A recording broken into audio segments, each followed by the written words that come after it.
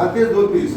पण साहेब पहिल्यापासून आपली मागणी एकच आहे, 2-30 तर कधीपासून द्यायला ते तयार आहेत. पण 2-30 घेतल्यानंतर उरलेले पैसे आहेत तर त्यांची घरं बांधून ती नंतर चक्र मारण्यापेक्षा पहिल्यापासून आमचं दोन्ही गावांचा पहिल्यापासून मत आहे की नुसते 2-30 आम्ही घेणार नाही. आम्हाला पूर्ण निधी जो आहे पाहिजे तर अजून 1-2 वर्ष घरं नाही भेटली तरी चालतील, पण मंत्री महोदयांनी सांगितलेले 10 लाख रुपये आणि तुमच्याकडे जमा आहेत ते असे 12,30,000 जोपर्यंत नाही येत तोपर्यंत आता काय होतंय, तुम्ही 2,30,000 देऊन तुम्ही त्यातनं मोकळे होत आहे, म्हणजे तुम्हाला त्यातनं सुटायचंय.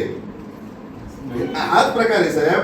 कारण का तुमच्यावरनं वरून जे दबाव येतोय की निधी एवढ्या दिवस पडून आहे तो तुम्ही त्या दरडग्रस्त कुटुंबाला वाटप का करत नाही. तुम्हाला काय पण करून तुमच्या जिम्मेदारीतनं ते मोकळं व्हायचे 2,30,000 दिल्याशिवाय. पण मंत्री महोदयांनी सांगितले 10 लाख रुपये. मला काल पण म्हटले की मी 7-8 दिवसात मी ते करतोय. कधी स्वतः काल बोलले मंत्री महोदय. तर माझं असं म्हणणं आहे की जोपर्यंत ते पैसे आमदार साहेबांकडे यायला पत्र किंवा काय हे येत नाही तोपर्यंत 2,30,000 आणि प्लॉट वाटपाला आमचा विरोध आहे. आणि त्यांना जर मंजूर असेल लोकांना तर काही जण मारायला आले, तुमच्यातली काही जण मरून गेली आणि उरलेले तरुण पण मारायला येतील, म्हातारे होतील तरी पण ते मिळणार नाहीत नंतर. म्हणून मंत्री महोदयांसारखा माणूस आहे तर त्यांचा उपयोग करून घ्या आणि ते पैसे गव्हर्नमेंटकडनं पहिले घ्या.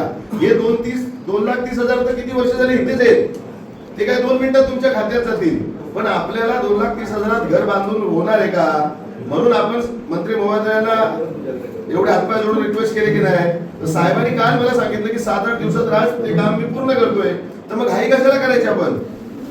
10 दिवस 15 दिवस आपल्याला घेऊया ना अजून तेवढे. तुम्हाला 10 लाख महत्वाचे आहेत का 2,30,000 महत्वाचे आहेत. 12,30,000 टोटल तुम्हाला मिळणार ना. मग 2,30,000 साठी घाई का करताय तुम्ही. 2,30,000 तुम्ही घेतले की अधिकारी तुमच्या सह्या घेणार की तुम्हाला जो दरडग्रस्त कुटुंबांना जे काय आर्थिक मदत होती ती आम्ही देऊन आमची जिम्मेदारी पार पडली. नंतर ते 10 लाख तुम्ही मंत्री महोदयांनी तुम्ही बघून घ्या, तर त्यांचा रोल नाहीये. त्याच्यामुळे ते 2,30,000 घेत असाल तर तुमच्या जिम्मेदारीवरती घ्या. केवणाळेवाले तुम्ही पण सांगा काय ते. तुम्हाला मंजूर असेल तर मी उगाच विरोध नाही करणार. पण तुम्हीच पहिल्यापासून बोललात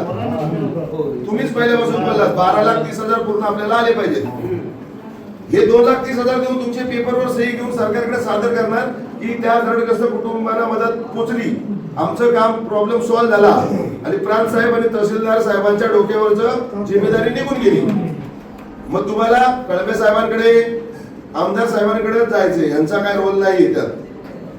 म्हणून मुद्दा आहे 10 दिवस किंवा 15 दिवस आपण थांबू, 1 महिना थांबू. प्लॉट घ्यायला तयार होत ना सगळं आहे. पण आमची विनंती आहे कळबे साहेबांना आणि प्रांत साहेबांना आणि तहसीलदार तर त्यांना चेक काढायचे का काय काढायचे ते 10 लाख ते येऊ द्या. 2 मिनिटं तुम्ही बोला त्या पेपरवर सह्या घेऊ.